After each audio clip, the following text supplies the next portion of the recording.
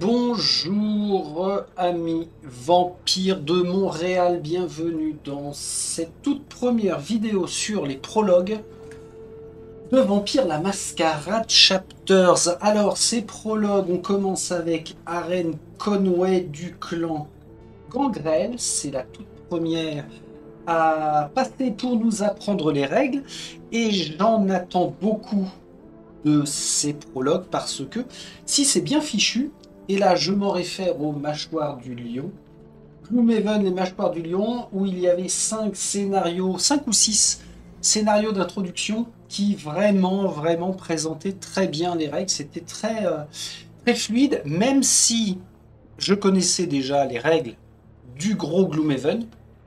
Il n'empêche que leur tutoriel était très bien fait. Donc là, dans Chapters, les 8 prologues vont servir en fait de tutoriel. Il y en a un pour chacun des personnages. Ça devrait couvrir tout.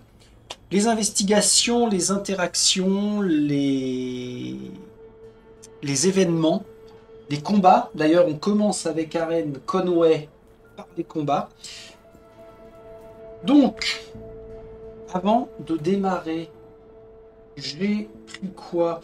J'ai pris tout ça, vous voyez, j'ai fait une petite installation plateau de joueurs là, avec toujours mes supports de cartes qui sont la réglette, la bonne vieille réglette, qui sont quand même très pratiques. Ça peut changer, hein. Ça c'est vraiment histoire d'essayer de tester. Je m'aperçois d'une chose, c'est que le format des chapitres, des prologues, oui alors des chapitres, puisque chaque petit carnet, il y en a plus de 60, correspond à un chapitre en soi, et ce qui est très bien, c'est que ça ne prend pas beaucoup de place. Ça, c'est à noter. C'est pas mal. J'ai laissé les cartes de discipline qu'elle avait d'origine, hein, bien sûr, par rapport à ce que l'on nous en a dit. J'ai laissé de côté la carte morsure parce que c'est ce qui était indiqué et j'ai les cartes de combat du deck de base, mais ça, si j'ai bien capté, ça va changer. Tac. Et puis alors, oui, quand même, avant de démarrer, bon, il y a toujours un semblant d'introduction, hein, c'est normal. Non, si j'appuie sur arrêter l'enregistrement, vous allez m'entendre hurler. Ce que je veux faire, c'est ça, passer sur cette vue-là, puisque le cœur de l'action va être ici. Pour l'occasion de Chapters ainsi que de Marvel Zombies, ça se passe dans notre époque, à notre époque. Donc j'ai investi le City Block Core 7 de chez Battle System. Donc il y a un tapis ville que j'utiliserai un petit peu plus tard quand on aura passé les prologues, je pense. Si j'ai encore la niaque pour continuer. Si Chapters ne m'a pas déçu, c'est surtout ça. Hein. Mais en tout cas, on a 3 gros bâtiments comme ça que l'on peut faire avec la modulation. On peut bouger à l'intérieur. Alors là, on n'est pas sur de l'escarmouche jeu de figurines, donc ça va pas avoir son utilité, mais au moins on peut composer un petit peu comme nous le souhaitons. Le plateau est là. Ici, je me suis composé aussi sur mon plateau amovible, tout nécessaire à la zone de combat. Normalement, pas besoin d'en avoir plus. Alors là, on va affronter qu'un seul ennemi, hein. Mais ça peut être modulaire en fonction du nombre de personnes à affronter. Mais ça, l'avenir nous le dira. Ici, on a la piste pour le... C'est quoi ça, les statues? La mascarade et les rounds. Ah oui, il y a une histoire de compteur de rounds. Bon, j'ai pas mis ça là pour l'instant, on peut le faire. Le statut commençait à 0, c'est vrai. Vous voyez pas, mais enfin, ce qui va être important, c'est surtout c'est surtout la piste d'initiative en fait. Et puis ici, nous avons de quoi démarrer, tel qu'on nous le précise dans les règles. Par rapport à la mise en place, alors ceci, on n'utilise pas encore. On fait d'abord la lecture de l'introduction. Les prologues. Les prologues qui suivent sont des chapitres courts destinés à être joués en solo. Ils servent à la fois d'introduction à l'histoire de Chapters et de tutoriel pour apprendre le jeu. Ils sont plus courts que les chapitres normaux et durent environ 10 minutes chacun. Alors 10 minutes chacun, le temps de faire tous les commentaires appropriés, je pense qu'on en a pour une bonne demi-heure, voire 3/4 d'heure. On verra. Qu'est-ce qu'ils nous disent aussi? Les points d'expérience gagnés pendant les prologues sont gagnés non seulement par le personnage du prologue, mais aussi par tous les personnages joueurs. Et je ne vais pas m'attarder, mais j'ai très bien avancé sur les errata avec les bonnes vieilles gommettes. Alors toutes rouges, il me semble, toutes rouges, que j'ai positionnées aux endroits où il fallait faire attention parce que ça faisait référence à une erreur. Et l'erreur elle-même, j'ai imprimé en couleur les 4 pages et je les ai collées, découpage-collage, ici en haut. Mais ça, j'y reviendrai quand je donnerai mon avis sur le jeu, si il survit aux toutes premières parties. On y va, Arène. J'ai entièrement confiance en toi. C'est parti, Arène Conway, Gangrel, prologue. Ce chapitre doit être joué en solo. Vous ouvrez les yeux à la tombée de la nuit et aussitôt, vous vous sentez assailli par la soif. Vous sortez à la recherche d'une proie. Avec un peu de chance, vous trouverez même un mortel fort et musclé, exactement comme vous les aimez. Le vent souffle doucement sur le jardin botanique. Le beau temps a attiré beaucoup de monde. Vous vous cachez dans l'ombre pour mieux observer votre proie. Le temps passe et le flux des mortels diminue. Vous vous demandez si vous n'avez peut-être pas trop attendu quand tout à coup, votre attention est captivée par autre chose. D'autres vampires. Vous les reconnaissez et ils traquent une proie sur votre territoire. Quelque chose d'étrange se prépare. Vous restez caché et en alerte. Une grande silhouette masculine se dirige vers un camion blanc situé sur le stationnement. Son visage est caché par les ombres. Il fait le tour du lieu, puis retourne au camion. Il ouvre ensuite les 2 portes arrière et sort une pelle qu'il jette par-dessus son épaule avant de se diriger vers le parc avec détermination. Soudain, sous la lueur orange des lampadaires environnants, vous voyez clairement son visage, cette cicatrice, ce visage, le visage d'un tueur, son visage. 1990. La crise d'Oka. Vous êtes dans le petit appartement où vous avez trouvé refuge depuis environ une semaine. Ces dernières nuits ont été difficiles. L'armée n'a pas été tendre avec vous, loin de là. Mais ce soir surtout, votre vie va changer. Dans la petite maison où tout est maintenant en désordre se tient un homme. Dans sa main droite, votre frère. Son cou est brisé. Bien que vous soyez mortel, vous sentez une haine bestiale vous dévorer. Un seul d'entre vous s'en sortira vivant. Objectif: combattez votre adversaire jusqu'à la mort. En première action, révélez la carte profil de votre adversaire. Lisez l'événement E1. Alors, on fait le placement. Nous avons besoin de la tuile 02 qui est ici. Alors comment... Eh ben voilà. Il faudra peut-être pas trop que j'appuie dessus, mais si on la met là, cette tuile, au dernier étage de l'immeuble. Alors dans le prologue, il parle de maison, mais là, on aura compris que nous sommes dans un immeuble. Arène se situe ici. Attention à l'orientation. Elle est comme ça. Et puis, l'étrange soldat au niveau de la fenêtre,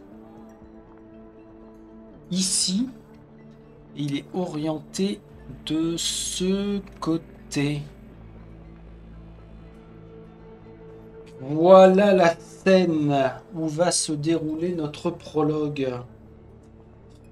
On a récupéré la carte de l'étrange soldat, son deck de combat humain. Alors, utiliser... Ouais, c'est bien ça, deck de combat humain, on est d'accord. Dans ce chapitre, vous jouez un personnage encore mortel. Vous ne pourrez donc pas utiliser vos disciplines vampiriques. Utilisez seulement le deck de combat de base de votre personnage. La carte morsure n'est pas utilisable. Alors c'est tout à fait logique en ce qui concerne la carte morsure, donc je vais pouvoir l'enlever. Elle fait partie du deck de base. Je ne suis pas encore vampire, je peux la retirer. Et deck de combat de base, 2 4 et un 5 cartes, à part que dans l'errata, on nous précise page 5, donc la page du prologue là.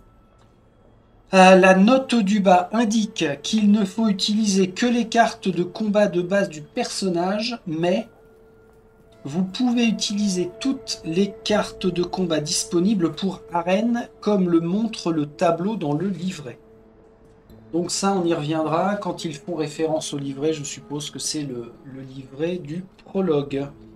Et encore une fois, on va voir s'il est bien construit. Bon, monsieur l'étrange soldat, on va y aller. Hein. Révélez la carte profil de votre adversaire. Le voici. Étrange soldat. Donc il a pas mal de points de vie quand même. Sauf que faut faire attention parce que sur la piste en bas, si je suis à 1 ou 2 joueurs, en fait, elle s'arrête là, au niveau de l'ongle. Donc ça lui représente 1, 2, 3, 4, 5, 6, 7, 8, 9 points de vie. Il a 5 d'initiative, 2 en attaque et 3 en résistance. Pouvoir spécial, réunion de famille. Tu rejoindras ton frère bientôt. En attaque, la cible plus 2 dégâts. Bon, ça, on verra à quoi ça correspond. Il a un mouvement de 3. Une ligne de vue de 3 également. Et sa cible préférée, c'est la cible la plus près. Visiblement, il va se battre à main nue. Hein, il n'a pas d'arme. On va le laisser ici. Son deck de combat, bah, je vais pas tripoter. Pardon, je vais pas tripoter pour l'instant. On va se référer tout de suite à l'événement E1 du chapitre. Alors, construction du chapitre, c'est vrai que je ne m'y étais pas vraiment intéressé jusqu'à présent. Événement, page 3. Événement. E1. Vengeance. La haine qui s'infiltre dans vos veines est impossible à contenir. Vous décidez d'attaquer. Il vous reste encore un moment pour déterminer comment vous tuerez l'homme qui a enlevé la vie à votre frère. Choisissez la méthode qui satisfera le mieux votre soif de vengeance. Première option. La colère vous consume et vous avez l'intention absolue de faire saigner le tueur. Tout ce que vous devez faire, c'est sauter et attraper le couteau de cuisine sur la table. Pour ça, il va falloir faire un test en physique athlétisme de difficulté 5. Waouh! Et en fonction du succès ou de l'échec, on ira voir un autre chapitre événement. Seconde option, il ne saignera pas. Non. À la place, vous briserez tous ses os à main nue. Il doit mourir par vos propres mains. Sans hésiter, vous lui sautez dessus, point fermé. Alors, tactiquement, on voit qu'ici, il y a effectivement le couteau de cuisine. On n'est pas très loin, mais enfin, faire le test physique plus athlétisme, difficulté 5, ça me paraît quand même beaucoup. En physique, elle a 3. Ah, 3 en athlétisme. Ça Ça ferait combien de dés à lancer ça? Eh ben, ils vont nous le dire. Mais non, mais je préfère le... Je préfère le finir, enfin, déjà l'entamer et le tuer à main nue. Donc nous nous rendons à l'événement 4. Un éclat de terreur. Votre ennemi vous observe sans dire un mot. Vous vous apprêtez à débuter le combat et vous frissonnez de colère et d'anticipation. Il a l'air beaucoup plus fort et plus rapide, mais ça ne vous dérange pas. Vous prenez position quand tout à coup, il vous attaque. Le combat commence. Placez votre jeton de personnage sur un hexagone adjacent au PNJ soldat étrange. Ben, je bondis sur lui, hein. On y va. En frontal, direct. Encadré de règles, votre initiative est égale à votre niveau d'attribut physique. Initiative égale à la physique, c'est-à-dire 3. Dans ce chapitre, vous avez une initiative de 3. L'initiative de votre ennemi est mentionnée sur leur carte profil. La sienne est de 5, ce qui veut dire qu'il peut agir en premier. Ah oui, alors. Les initiatives, j'ai le jeton là de arène sur la piste de 3. Et il nous avait dit que on prenait un jeton numéro 1 pour dire que c'est notre ennemi numéro 1 et que lui a une initiative de 5. Initiative 5, on la retrouve là. Ok.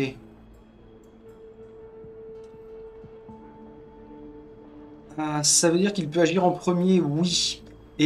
Alors, si un PNJ et un joueur ont la même initiative, le joueur débute. On serait dans ce cas de figure-là, donc son initiative serait en dessous.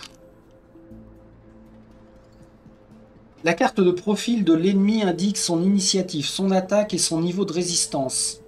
Les cartes de combat des PNJ ajoutent un effet bonus à l'un de ces 3 éléments. Mélangez la pile de cartes combat de l'ennemi, puis pigez... Ami de Montréal, bonjour. Ça, c'est marrant qu'ils aient laissé piger au lieu de piocher. Donc, piochez une carte au hasard et placez la face cachée à côté de sa carte profil. Ah oui, c'est face cachée parce qu'on va révéler... on va révéler après. Ok. Malgré la force de votre ennemi, vous ne reculez pas. Vous êtes prête à tout pour venger votre frère. Ça nous amène en E5. Événement 5. Donc on enchaîne les pages, hein, on les tourne au fur et à mesure. Événement 5. Prête à combattre. Votre adversaire est rapide. La pensée que vous pourriez être condamné depuis le début vous traverse brièvement l'esprit. Vous tentez d'éviter de regarder le corps de votre frère sur le sol. Encadré de règles, établissez votre main active. Pour ce faire, piochez un nombre de cartes de combat égal à vos attributs physiques plus mental de votre deck de combat. Physique plus mental. Donc nous avons dit que en physique on a 3 et mental 2. Donc sur l'entièreté de notre deck de combat de base, non, faut pas que je dise deck de combat de base, a priori on va rajouter des cartes là. Donc sur la totalité de notre deck de combat, on a le droit d'en avoir 5. Et pour en avoir plus, il faudrait que j'augmente ou le mental ou le physique. Alors là de base, 1, 2, 3, 4, 5, on pourrait avoir ces 5 là. Mais, il nous précise une chose. Votre deck de combat est composé de cartes de combat qui sont disponibles selon vos niveaux. Dans les compétences athlétisme, bagarre, furtivité et armes. Piochez les cartes bon, uppercut et esquive et 2 cartes de votre choix à partir de votre deck de combat.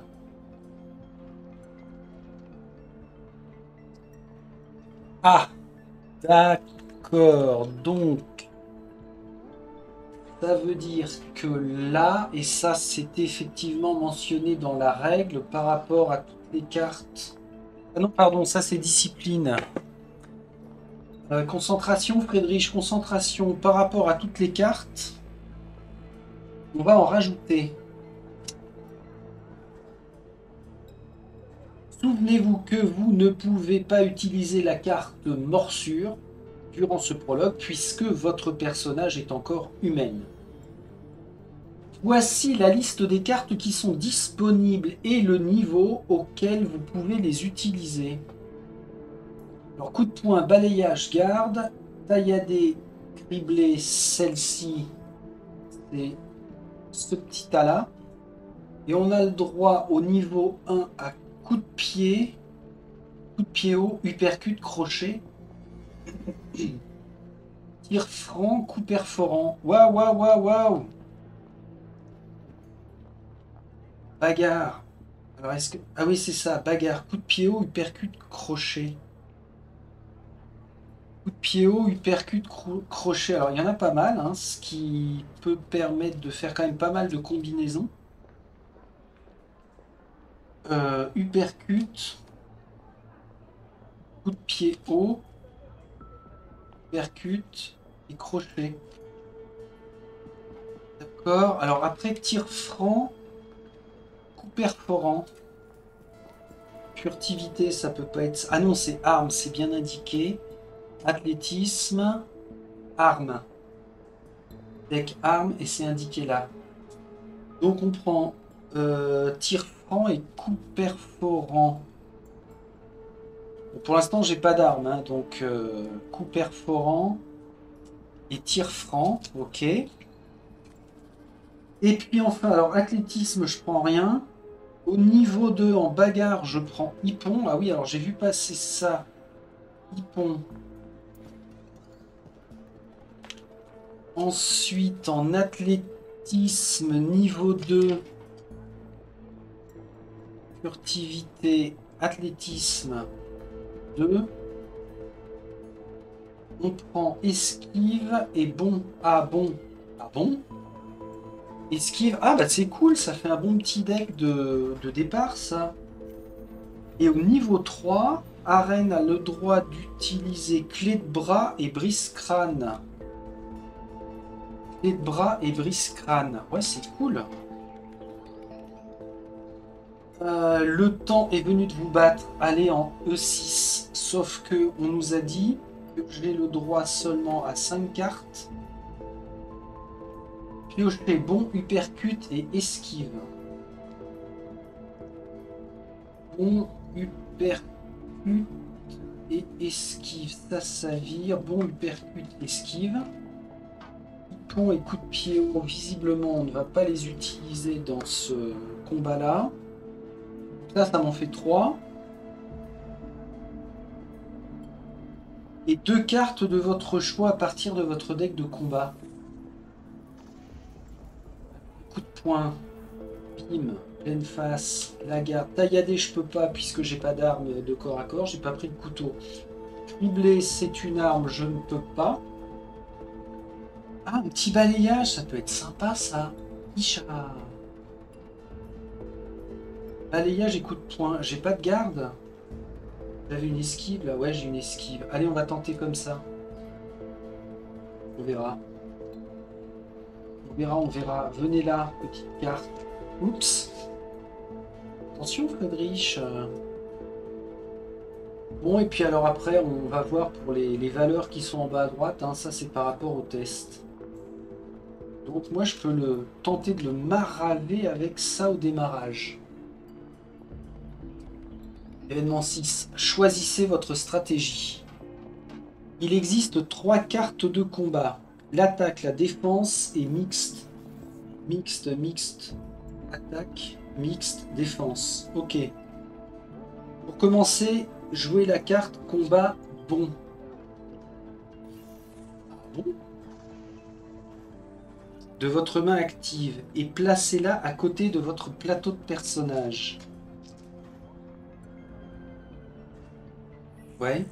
Les cartes d'attaque vous permettent d'infliger des dégâts à votre ennemi. Elles confèrent un ou plusieurs dés bonus à votre test physique. Elles peuvent aussi avoir un effet secondaire qui améliore davantage votre attaque. Une lueur menaçante dans les yeux, le tueur de votre frère se prépare à attaquer. On passe à l'événement 7. Il prend les devants. Règle. Révélez les cartes combat du PNJ. Bon, non pas les cartes combat, mais la carte combat. Coup de poing. Ah d'accord, donc moi je fais un bond.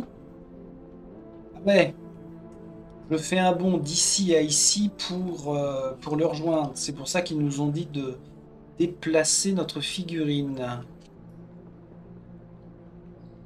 Alors, si c'est une carte de défense, votre ennemi ne vous inflige aucun dégât ce tour-ci. À la place, ajoutez le bonus de résistance de la carte combat à son niveau de résistance. Si c'est une carte défense, mais non, c'est pas une carte défense, c'est une carte d'attaque. Quand vous attaquez un PNJ, soustrayez les dégâts qu'il subit par sa résistance.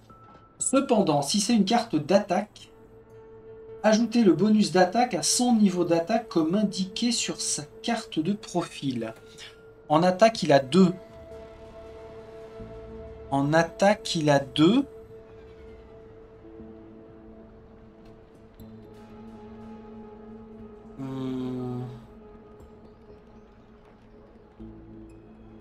Ouais, donc en attaque, il a 2 là. Ajouter le bonus d'attaque à son niveau d'attaque. Bah là, il n'a pas de bonus d'attaque. Ça lui fait juste plus 1 d'initiative sur soi. Pour l'instant, je touche à rien hein, sur son initiative. On va voir comment c'est expliqué après.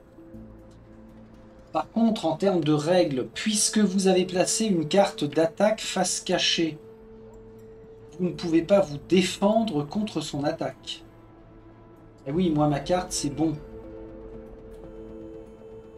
Augmentez votre marqueur de dégâts par le nombre de dégâts qui vous sont infligés par votre adversaire.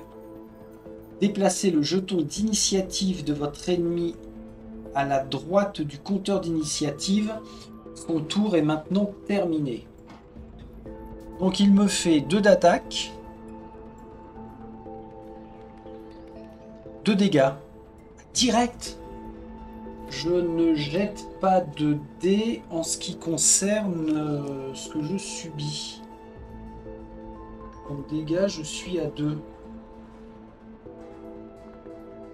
2 sur 6. Waouh. On va se calmer, monsieur. Et puis, comme c'est la fin de son tour, on le fait passer à droite, son jeton. Par contre, je vais appliquer une chose là qui me semble logique. Sur soi, donc sur lui, ça lui donne plus 1 d'initiative, ce coup de poing. Donc il passait à 6 en fait. Ah oui, il me semble avoir ça en tête que lorsque on démarre son tour, par rapport à notre score d'initiative, quand ça vient à nous de jouer, on peut moduler son initiative avant de faire son action. Bon, bah c'est l'heure de riposter. Allez en E8, c'est votre tour. Attention, attention, ça a été le second errata que j'ai appliqué sur ce prologue. Ici, pastille rouge. Ici, livre d'histoire, intro gangrel, on y est, événement 8 et événement 11. Et normalement, si j'ai bien fait les choses, on a la référence à l'événement 11 ici aussi. La compétence dans la boîte de description, là, devrait être athlétique et non bagarre, puisque les cartes de combat, saut et esquive utilisent l'athlétisme. Les cartes de combat, saut et esquive. Ah oui, ok. Donc ça, c'est juste une histoire de terme qui a été mal employée dans la boîte. Là. Vos compétences comptent comme des succès automatiques lorsque vous faites des tests de compétences. Ça, c'est succès automatique. Vous avez présentement 3 points en bagarre et possédez ainsi 3 succès automatiques. Ouais. Lorsque vous effectuez une attaque, roulez un nombre de dés égal à votre attribut physique. 3 dés noirs. En plus du bonus que vous fournit la carte d'attaque que vous avez choisie. Moi, c'est un bon, c'est en athlétisme, j'ai un bonus de 3.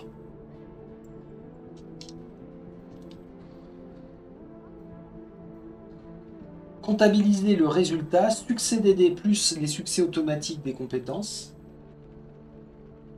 Puis soustrayez la résistance de l'ennemi.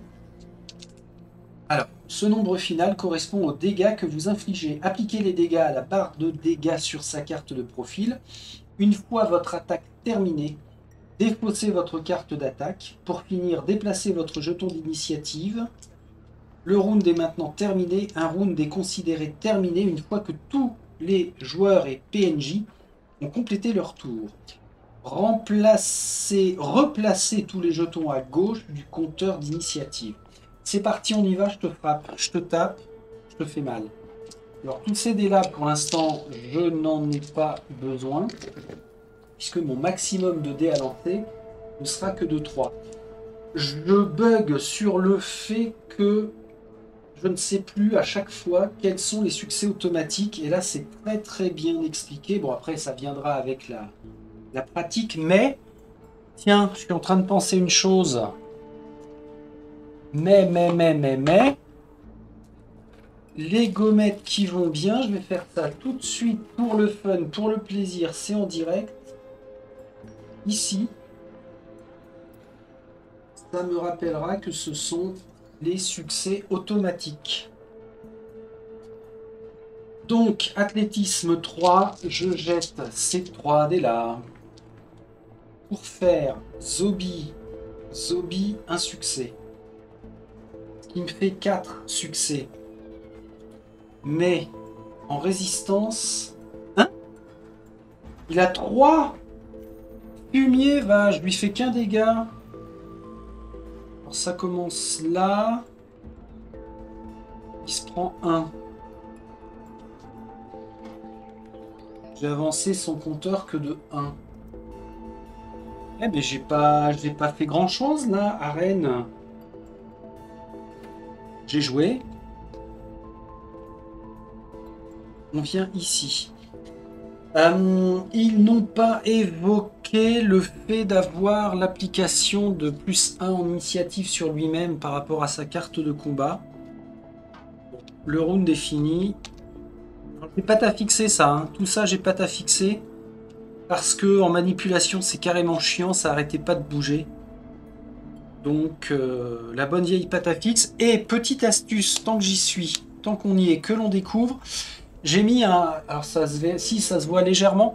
Un bout de scotch transparent là, pour éviter que la pâte à fixe ne décolle et ne mange le revêtement. En fait, je ne sais plus sur quel jeu ça s'est produit comme ça. J'avais pâte à fixer directement dessus pour que ça maintienne. Et en fait, ça avait fait une marque et ça avait carrément décollé parce que la pâte à fixe est légèrement humide. Donc maintenant, je ne prends plus de risque. Un petit bout de scotch transparent et ni vu ni connu, on n'est pas emmerdé. Parfait, on enchaîne avec... Vous lancez votre attaque avec conviction. Vous êtes plus petite que votre adversaire, mais vous ne vous laissez pas décourager. On passe en événement 9. L'ennemi riposte. C'est à nouveau au tour de l'ennemi d'attaquer. Piochez une nouvelle carte de combat. Au hasard, placez-la face cachée à côté de sa carte de profil. Il a l'air confiant. Vous prenez position et décidez de vous défendre contre toute attaque possible. Événement 10. Matière à réflexion. Pour ce tour, jouez la carte esquive. Sur soi, ça me donne +1 de déplacement. On utilise l'athlétisme. Ça me donne de la défense. Ah ouais, alors une chose. Ah, c'est en défense. Non, ça c'était en attaque. Permet d'attaquer une cible, mais pas de se défendre. Plus 2 dés. Tiens, ils ont pas fait référence à ça, là. Pourquoi tu fais pas la mise au point, toi? Saloperie. Est-ce que j'aurais dû jeter 2 dés en plus? Bah, je pense. C'est peut-être moi qui ai mal lu et mal interprété, hein. Attention. Lorsque vous effectuez une attaque, roulez un nombre de dés égal à votre attribut physique en plus du bonus que vous fournit la carte d'attaque que vous avez choisie. Exact.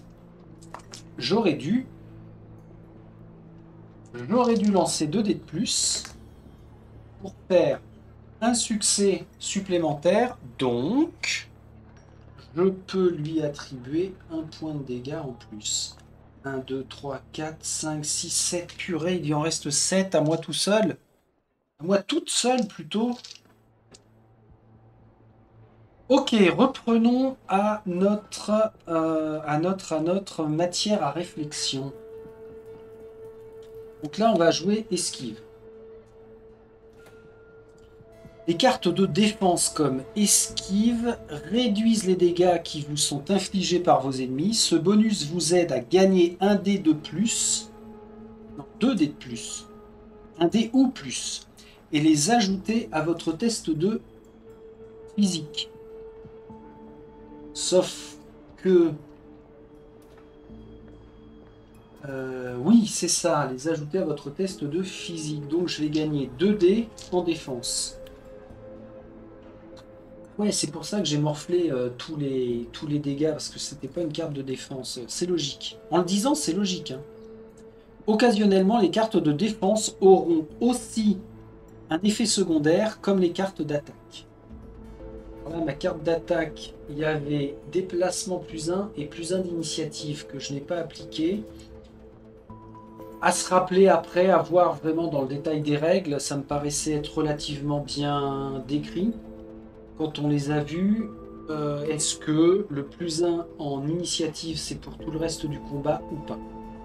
Là, ça ne va pas changer grand-chose. Alors, si il vous attaque, vous êtes prête à vous défendre. Événement 11. Ben, on va le découvrir d'ailleurs. Avec sa carte combat. Révélez la carte combat du PNJ et placez-la à côté de sa carte profil. C'est son spécial. S'il s'agit d'une carte d'attaque, vous recevez des dégâts. Cependant, vous pouvez utiliser une carte de défense pour réduire la valeur totale. Alors, si par exemple... Ah ouais, en attaque, il me fait 2. Comme tout à l'heure, si ça avait été 2 plus 1, 3. Imaginons. Comme avec une attaque, vos compétences comptent comme des succès automatiques. Avec 3 en bagarre, vous avez 3 succès automatiques. Jetez un nombre de dés égal à votre attribut physique plus les dés d'esquive, 2. Si votre montant total de succès est égal ou supérieur au point de dégâts infligé, vous ne prenez aucun dégât. Cependant, si le résultat est inférieur, soustrayez le nombre de succès que vous avez obtenu aux dégâts infligés, le montant restant est celui que vous subissez.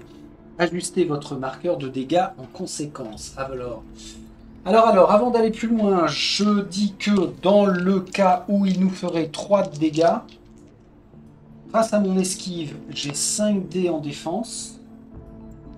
Je fais encore une fois 2 succès plus 3 succès automatiques en athlétisme.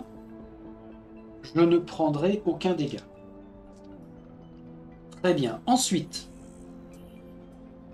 si votre nombre de succès excède les dégâts d'attaque, prenez un jeton résistance pour chaque point excédentaire. Ah, papa, d'accord, c'est que ça s'arrête pas là. Jeton résistance. Alors, il me semblait qu'ils étaient assez parlants et que c'était les jetons comme ceci, avec les 2 mains liées. Non, pas du tout.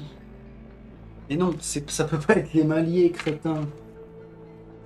Voilà, c'est les bras en croix. Isha! Résistance empêche un dégât entrant par jeton. À défausser après utilisation. Les joueurs peuvent choisir de ne pas utiliser le jeton lorsqu'ils sont attaqués et les garder. Les joueurs doivent défausser tout jeton résistance inutilisé à la fin du round de combat pour gagner +1 d'initiative maximum. Ah oui, d'accord. Donc si j'utilise pas, je défausse les deux, mais ce sera que +1 d'initiative. Ok. Ça paraît être clair. Ensuite... Alors pourquoi j'ai pris 2 jetons résistance? Parce que sur une base de 5 succès, moins 3 dégâts, ça me fait un surplus de 2. On est bon.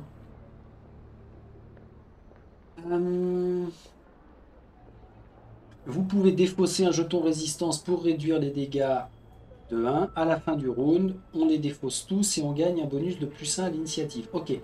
Déplacer le jeton du PNJ à droite du marqueur, son tour est maintenant terminé. Oui, alors sauf que là, il ne nous a pas fait une attaque classique, mais il veut utiliser son spécial 1. Réunion de famille. Ah bah si, ça va, c'est bien une attaque. Plus 2 dégâts. Il était à 2 de base, 2 et 2, 4. Ça veut dire que je n'ai pas 2, mais seulement 1 jeton de résistance. Et dans tous les cas, je ne subis toujours pas de dégâts. On est bien. Donc le combat se poursuit. Les yeux de votre adversaire brillent de malveillance, quelque chose qui ne vous rassure pas du tout. Il a l'air trop confiant quant au dénouement de ce combat. Vous décidez de faire preuve de prudence et adopter une position défensive. Événement 12. Alors, lui a joué son tour. Crac. Ok. Un bouclier protecteur. Maintenant que vous vous êtes défendu face à l'attaque de votre adversaire, votre tour est également terminé.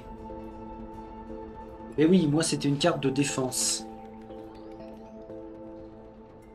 Défaussez vos cartes défense utilisées. Déplacez votre jeton d'initiative à droite. Le round est maintenant terminé. Replacez tous les jetons à gauche du marqueur d'initiative.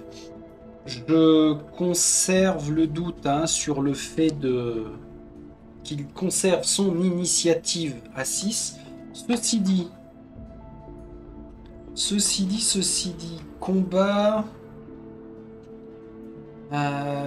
en détail, c'était où? C'était plus loin. Déroulement du jeu, c'est... Si j'arrive à trouver l'info assez rapidement... Dialogue en détail. Alors, il y a une table des matières. Page 44. Page 44. Combat en détail. Initiative. Si la valeur change pendant le combat, déplacez le jeton. Reste en vigueur jusqu'à la fin du combat, sauf indication contraire. Et ben c'est parfait ça. Ça veut dire qu'il lui il est à 6. Et moi, il me semble que oui, il y avait la compétence spéciale plus 1 d'initiative avec le bon. Donc au lieu de 3 pour la fin du combat, je passe à 4. Il est toujours plus rapide de toute façon. Pour clore l'événement 12. Pour quelqu'un dans une situation de vie ou de mort, vous demeurez étonnamment calme, probablement parce que vous êtes consciente que votre destin repose sur vos capacités de concentration. Ces prochaines minutes seront cruciales pour votre survie. Événement 13. Planification. C'est le tour de votre ennemi. Piochez une autre carte et placez la face cachée à côté de sa carte. Profil. Bon, ça va, il y a pas trop de manip sur les cartes là. Votre adversaire a l'air tout aussi vigoureux qu'auparavant, mais vous ne céderez pas. événement 14. Quelque part dans le milieu. Jouez la carte combat Uppercut. De votre main active. Les cartes mixtes sont des cartes polyvalentes qui peuvent être utilisées à la fois comme défense ou attaque. Si vous êtes attaqué avant votre tour, vous pouvez choisir d'utiliser la défense.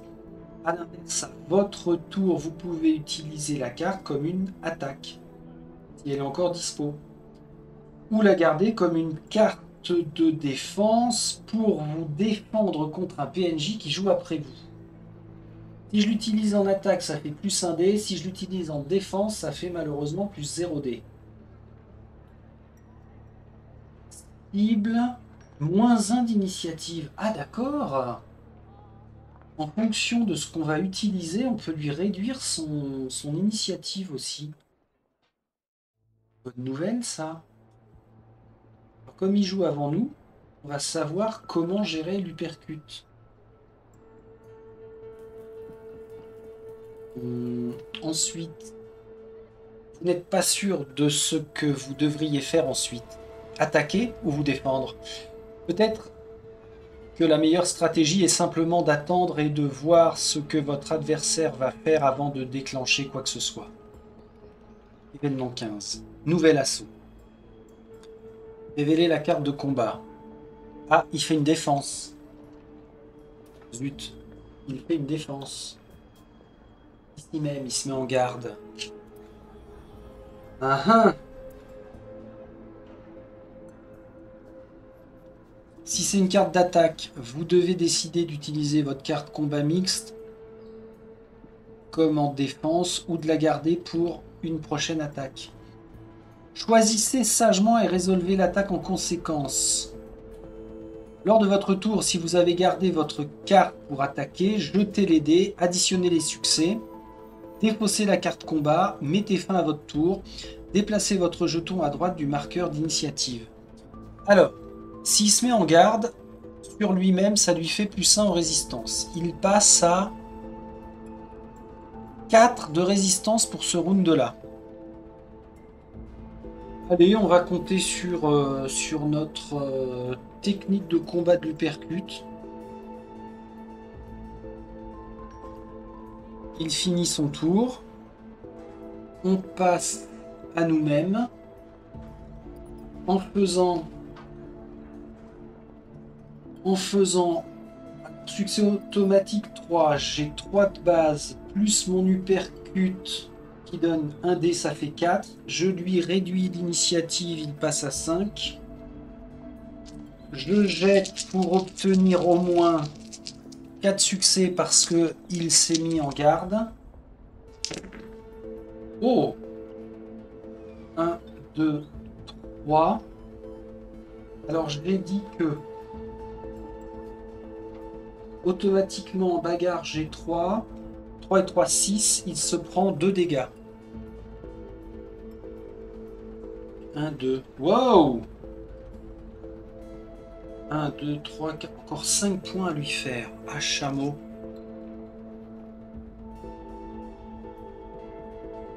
J'ai fini mon tour. Je déplace mon marqueur d'initiative qui reste à 4 pour toute la durée du combat. Votre ennemi craque les jointures de ses mains. Ce son dégoûtant vous fait grimacer pendant un moment, jusqu'à ce que vous réalisiez qu'il essaie de vous intimider. Le temps est venu de dévoiler votre plan. Événement 16, dernier appel.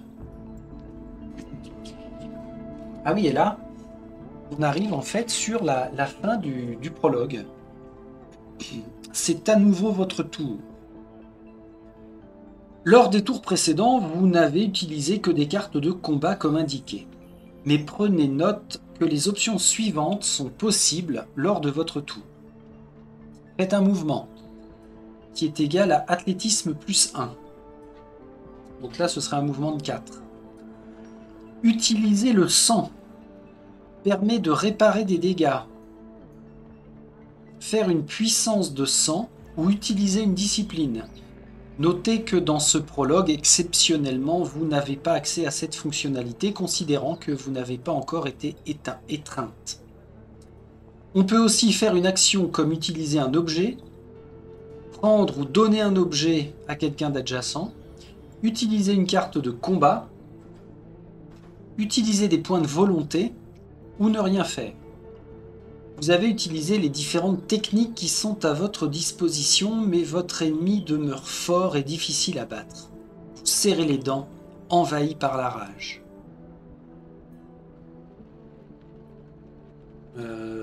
Ouais, alors est-ce que ça veut dire que je rejoue un round ou pas? Bah, on va voir. Allez en événement 17. La grande finale, c'est à votre tour maintenant. Choisissez une carte de combat de votre choix pour mettre fin au combat. Vous pouvez récupérer toutes vos cartes de combat, défaussées en dépensant un point de volonté lors de votre tour. Votre volonté maximale est égale à vos attributs mental plus social. Dans ce chapitre, vous avez 4 points de volonté. Oui. Le combat est maintenant terminé. Voyant à quel point la bataille a été fastidieuse, vous avez l'impression qu'elle a duré des heures.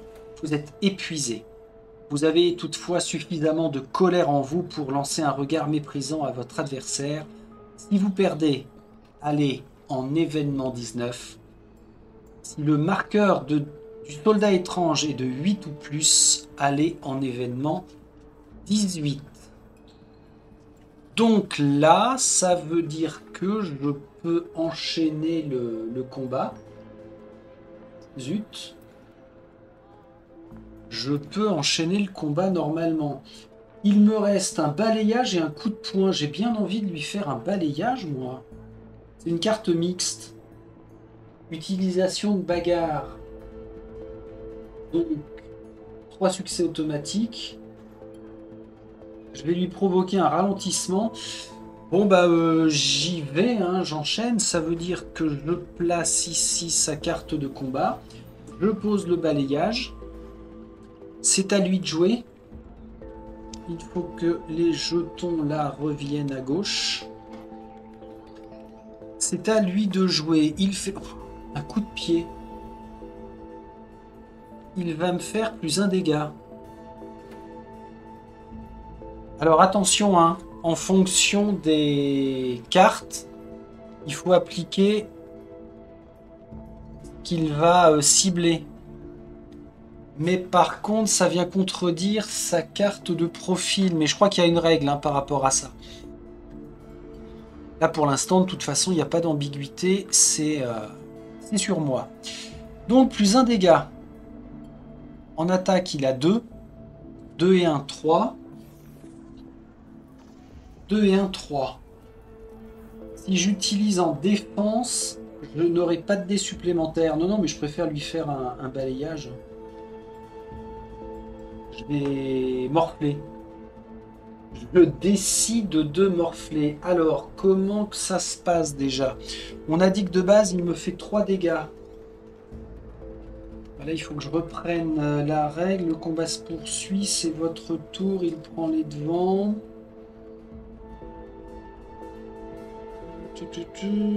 Attaque. Augmentez votre marqueur de dégâts par le nombre de dégâts qui vous sont infligés. Arrêt direct. Sauf que on a dit que j'avais un jeton résistance et je peux le défausser. Ah non, je l'ai plus. Puisque à la fin du round précédent, il fallait que je m'en débarrasse. Donc je l'ai plus le jeton. Mais par contre, mon initiative a augmenté de 1. Ah bah oui, oui, oui, oui, oui, oui. Et comme là, on a tous les deux la même initiative, c'est moi qui joue en premier. Donc lui, on verra ce qui se passe après. Donc on en revient à moi. À moi, à moi. Balayage. Sur la cible, un jeton de ralentissement. Alors, jeton de ralentissement, ce sont ceux-là, les pieds dans la colle. Votre déplacement est réduit de 1. Les jetons ralentissement sont cumulatifs. Défaussez tous les jetons à la fin de votre tour actif. D'accord. Alors là, le ralentissement ne va pas lui servir parce que il n'est pas destiné à bouger pour l'instant. Et moi, je veux lui faire un balayage. Donc, en physique, j'ai 3 de base plus 1 dé. Plus 1 dé. On y va. C'est naze. Je peux utiliser... Alors, je crois que c'est la soif pour relancer. Ou c'est la volonté pour relancer. C'est une bonne question, ça. Est-ce que j'ai un mémo glossaire volonté? Non. Donc ça, il faudra que je le conçoive. Sur le mémo, j'ai pas encore attaqué le mémo hein, pour remettre tous les petits points de règle. Bon là, ça veut dire que je ne lui fais rien parce qu'en résistance, il a 3. Ah ouais, ça... Ah bah si, j'ai fait 1 quand même. 3 et 1, 4, je lui fais un seul dégât. Bon, je prends. Je prends un dégât. 1, 2, 3, 4, 5, 6. Allez, encore 2 points de dégâts et c'est gagné. Alors, votre volonté maximale est égale à 4. Dépensez un point de volonté pour récupérer toutes les cartes. Ok. Donc moi j'ai joué. C'est à lui. Lui il me fait un coup de pied.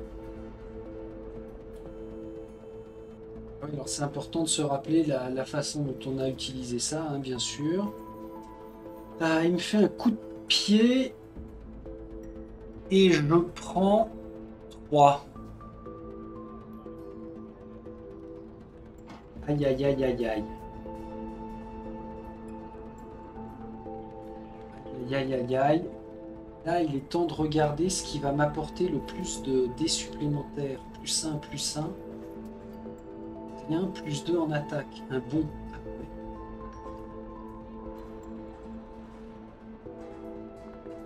Ah ouais, c'est funny ça. Eh ben, je vais le finir avec ça. Alors, pour ça...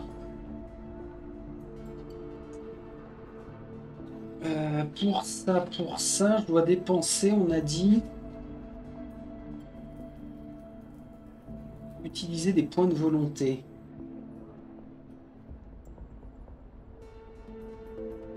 Salut Flippette. Je réfléchis en même temps, hein. J'ai pas encore les mécaniques en tête. Je suis toujours là. Et là, je relis le dernier appel. C'est à nouveau votre tour. Vous n'avez utilisé que des cartes combat. Prenez note, les options suivantes sont disponibles lors de votre tour actif. Ah oui, en même temps que la carte combat, on peut faire une autre chose. Donc, j'utilise des points de volonté. Ça veut dire un marqueur. De façon à remettre toutes mes cartes comme ça.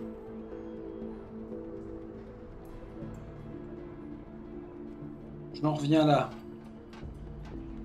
Sur la piste d'initiative. C'est donc à moi. Et là, ce que je veux faire, c'est prendre la carte bon. On lui enlève sa carte du tour précédent. On met face cachée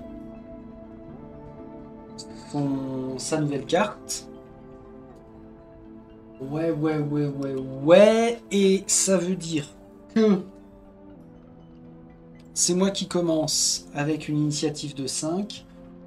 Je joue la carte bon en athlétisme de base. J'ai 3 succès.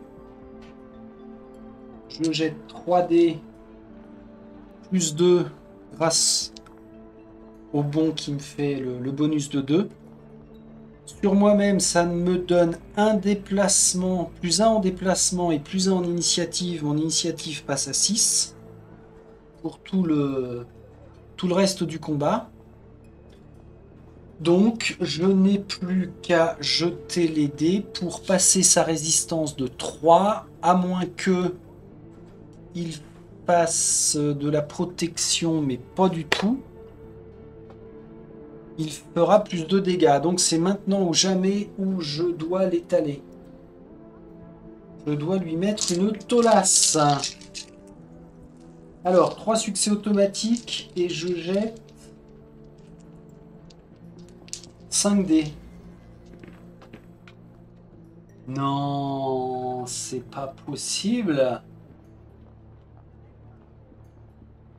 Il a combien en résistance? Il a 3. Il me manque un succès là. Il me manque un succès. Alors, il faut que je vérifie la volonté. Est-ce que c'est la volonté ou le sang pour relancer? Combat en détail. Combat étape par étape. Comment attaquer?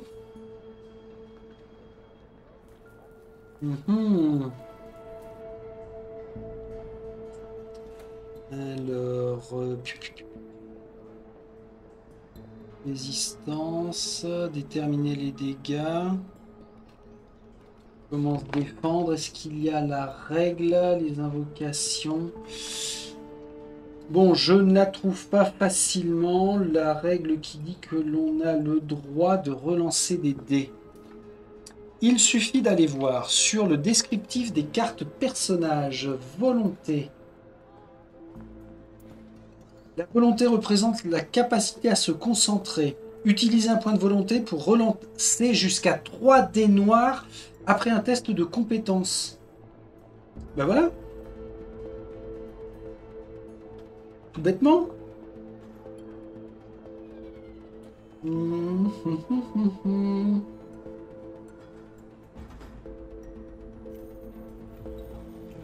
Attention à la soif, hein, par contre. Des rouges avec la volonté, ouais, ok. Ok, bon, bah donc ça veut dire que j'utilise effectivement un point de volonté et je peux relancer jusqu'à 3 dés noirs. Oh là là, mais voilà, 2 succès, hein, quand on a les doubles crocs là. Ah, ça fait 2, 3, 4, plus 3, 7, moins 3, 4. Il se prend un formidable coup qui l'amène à perdre tous ses points de vie. Moi j'ai joué, lui est éliminé. On nous a dit que si le marqueur de dégâts est de 8+, on passe à l'événement 18. Bel essai. Votre stratégie s'est montrée efficace. Vous avez combiné vos mouvements à une incroyable dextérité. Votre prouesse au combat a même mis votre adversaire à genoux. Vous vous tenez devant lui. Il est temps pour lui d'avoir un aperçu de la douleur qu'il a infligée à votre frère.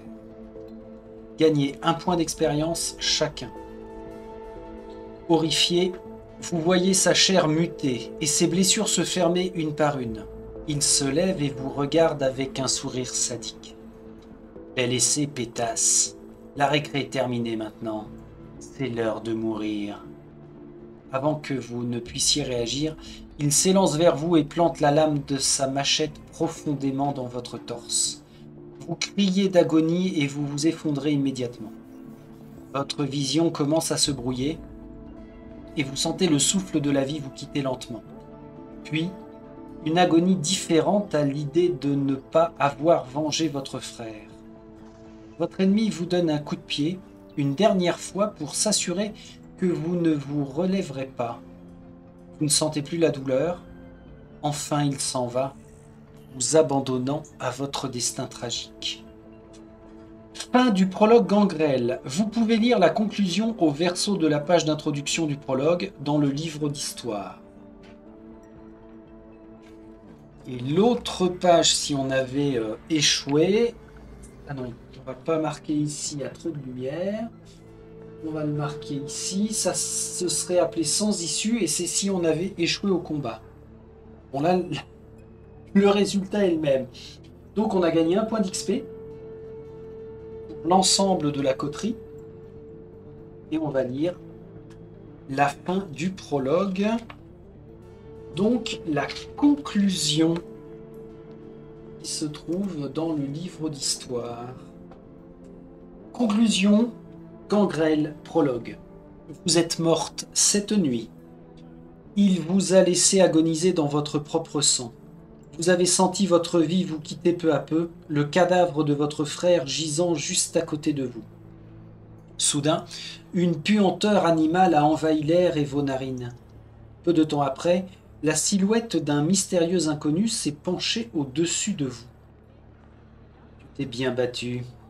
Tu devrais convenir. Soudain, vous avez senti cet inconnu vous porter avec une totale aisance. Il a porté votre cou à ses lèvres et, alors que vous poussiez votre dernier souffle et que ses longs cheveux caressaient votre visage, un liquide au goût métallique a rempli votre bouche et a coulé de vos lèvres. Peu de temps après, vous avez laissé échapper un rugissement bestial et vous avez sauté sur vos pieds, aspirant à plus de sang. Présent. Votre esprit a effacé les restes de votre passé, ceux qui vous ont aidé à survivre seuls pendant ce long et fastidieux hiver. Vous saviez à peine qui et où vous étiez à l'époque, mais d'une manière ou d'une autre, vous avez réussi à tout surmonter. Aujourd'hui, vous savez que vous êtes une gangrel, libre, féroce et pleine de fierté.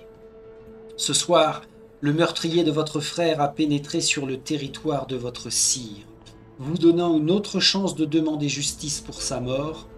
La terre du parc va bientôt se gorger de sang. Récompense, 1 point d'XP chacun. Vous pouvez maintenant jouer les autres prologues ou lire l'introduction à la campagne, page 21. Donc, prologue Gangrel de Aren Conway s'arrête ici. Petite analyse rapido, pour dire qu'il y a un méchant reflet qui va m'agacer.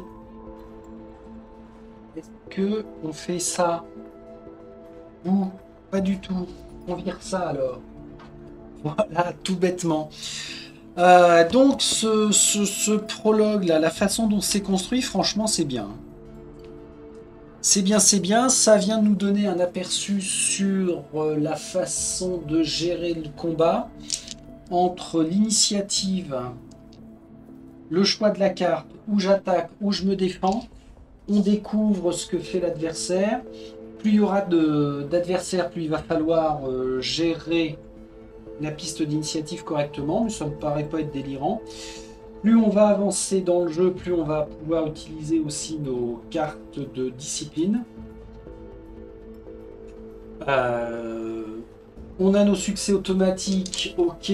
On rajoute nos lancers dés avec éventuellement les bonus en attaque ou en défense. Et puis ce qui est pas mal, moi ce qui me plaît bien quand même, ce sont les petites capacités spéciales là, qui vont influer sur l'ensemble du combat, sur le terrain. Le fait d'avoir un gain de jetons aussi, en bonus ou en malus, ça c'est pas mal. Donc ouais, c'est assez plaisant à faire. Bon après, bien sûr, c'est comme tous ces jeux-là, il va falloir avoir toutes ces mécaniques-là bien en tête, mais ce qui me fait plaisir, c'est que ça ne me paraît pas être une usine à gaz. La lecture des cartes ennemies, là, c'est relativement facile à checker. Donc, ça aussi, c'est plutôt bien. Non, c'est... non, alors c'est contradictoire, c'est ou oui, ou non. Mais ce sera donc oui, ça me paraît vraiment très sympa. On se retrouvera pour le second prologue pour voir une nouvelle mécanique, hein, maintenant qu'on sait à peu près comment gérer des combats. Pour savoir qui jouera, il suffit de prendre le livre d'histoire. Et le second prologue, c'est Harold Beaulieu, le Malkavien. Où là, on s'intéressera plus aux actions sur le terrain à effectuer. Ça va être cool. Bon, bah écoutez, on se retrouve la prochaine fois pour Harold Beaulieu, voir comment il va nous en apprendre plus sur les règles de Vampire la Mascarade Chapters. J'espère que ça vous a convenu. À très vite. Salut, salut.